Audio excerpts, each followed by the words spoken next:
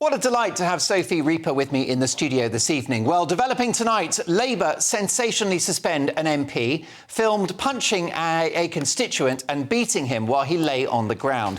Is this the new, friendlier, kinder, more grown-up politics that we were promised? More on that in a moment, but first, my big opinion.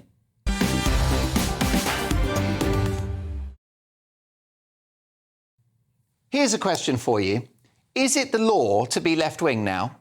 When did socialism, the most discredited political and economic model in history, suddenly win the argument? When was taxing people to oblivion agreed to be the formula for economic growth? When did it become a good idea to empower the trade unions so they can strike more often and for longer? When did borrowing billions to settle inflation-busting pay disputes become prudent economics? When did fiddling the books become ethical, as some fear that our Chancellor Rachel Reeves is doing when she changes the rules around further borrowing? When did it suddenly become a good idea to make it harder for businesses to hire people with draconian employment rights and the banning of casual labour in the form of zero-hours contracts, the freedom of which 1 million people enjoyed last year and which largely benefited both businesses and the individual involved? Ask any student, stay-at-home mum or dad, or retired person that wants to top up their income. But socialism isn't about freedom or choice. It's not about empowering people. And that is the problem. When did it become a good idea to ignore the vast natural resources on our shores, coal, oil and gas, in favour of unproven, flaky renewables? When did it become a good idea to prioritise jailing people for saying outrageous things on Facebook and Twitter rather than actual real criminals doing actual bad things to people like sexual assault, burglary and mugging at knife points? When did it become a good idea to go after the wealth creators in this country who pay a disproportionate amount of tax, given that policies like the non-dom tax raid is now feared will cost the country, that's right, cost the country £6 billion over the next 10 years in lost jobs, national income and investment? When did socialism suddenly become a good idea? Why have we forgotten the past? Well, it seems that this wretched ideology is here to stay and is now embedded in a government which has a stonking majority. Perhaps people have forgotten the winter of discontent, with virtually every sector on strike, rubbish piling up on the streets, bodies, not buried, power cuts the norm, a 3-day working week, and Britain considering going to the International Monetary Fund with a begging bowl just to keep the lights on. Now, before the election, when asked if she was a socialist, Rachel Reeves said, "No, I am a social democrat." To be fair to her, she showed courage giving that answer, as the belligerent party base would have expected her to wrap herself in the red flag.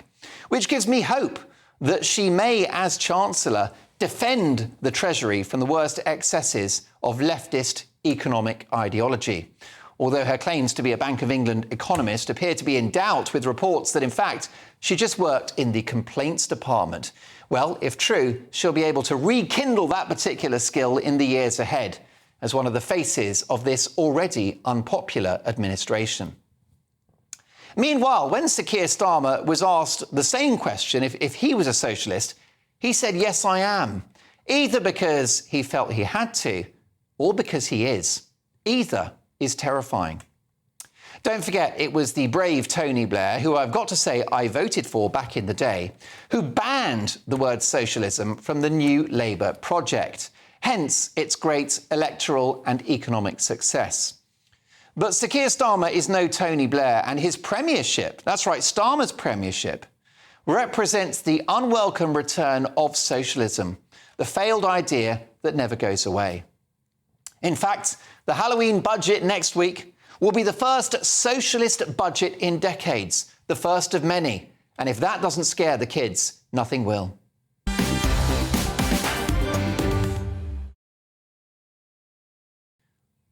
When did socialism win the argument? Because I didn't get the memo. gbnews.com/your say. Let me know if you'd like to defend the idea of socialism as a way of running the country and the economy. I'm all ears. But first, tonight's top pundits. Former senior Labour advisor Paul Richards, ex-Conservative MP Sir Michael Fabricant, and communications advisor, journalist and broadcaster Linda Jubilee. Great to see all three of you.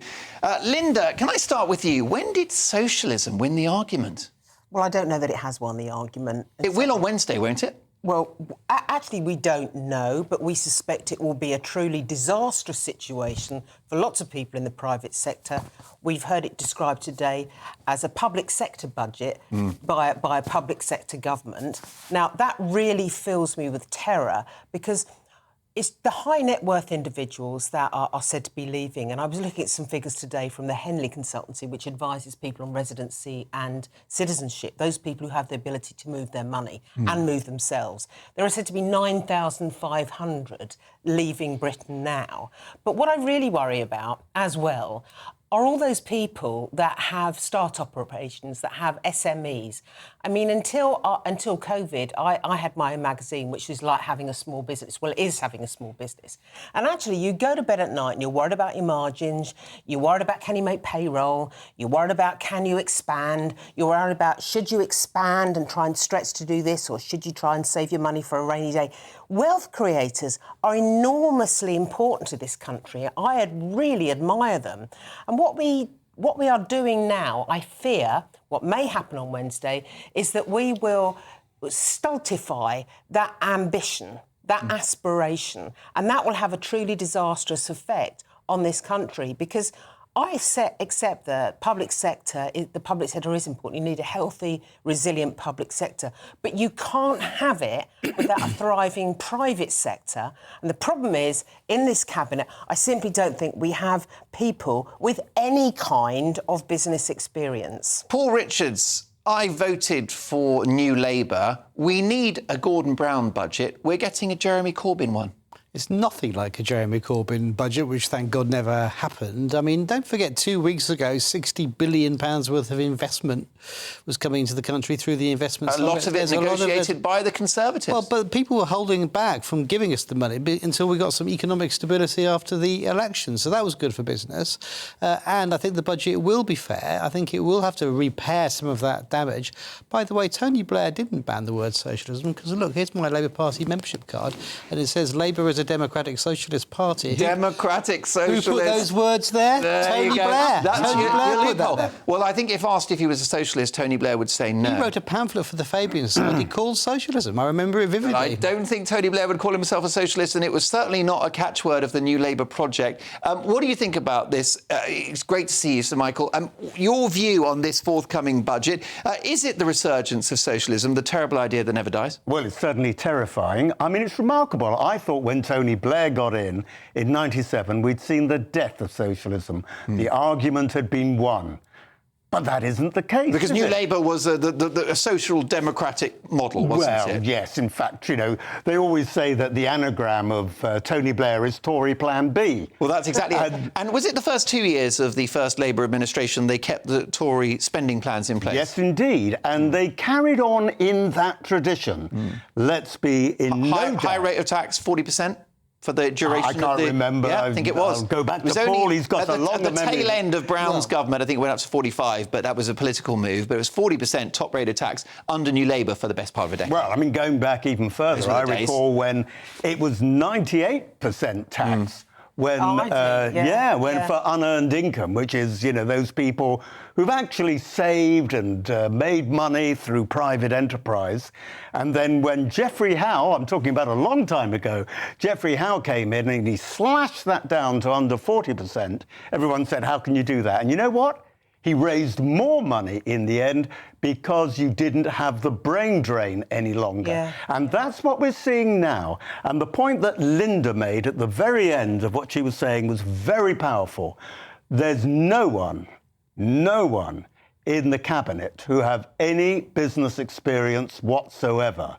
And that's the problem with our Chancellor of the Exchequer, a middle-ranking official in the Bank of England, and never run a business in her life. Does it matter, Paul, No, if they don't have business experience? Oh, I mean, there was does plenty matter. of business experience in the Liz Truss cabinet, wasn't there? Look what she did. She tanked the economy and put more business Well, we out of keep hearing business. that time and time again. Well, But, you know, that's that was right. Let's not 3 forget, months. but I mean, That's look, right. Rishi Sunak was a high flyer in the city, Yeah. and he reduced inflation from something like 10 or 11% to 2%, and also saw economic growth that was number one in the G7. And you know, but not a they great say it tanked the politician, economy. really. Wait, let Paul make his comment, and then we'll come back to you. Well, not a great politician, though, was he? He may be good at business, but he absolutely... great for the economy. Absolutely loused up the timing You of an can't election. go And higher then than number one in the G7, which was his legacy. He got absolutely tanked in a general election that he called too soon. So a bad politician. He may be a good businessman. OK, no I mean, idea. look, so go Just back to on that. tanking the economy, the argument that Labour presented that we tanked the economy was because interest rates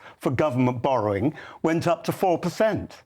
It's now 4.5%. So why has the current Labour Right, so has government Rachel tanked the Reid, economy? in fact, has Rachel Reid crashed the economy? Because borrowing, Well, no. the gilt yield is higher now than it was under Liz Truss's funnily premiership. enough, no. There is stability in the economy, thank heavens. Linda, is it too strong to call this the return of socialism? Do you know what?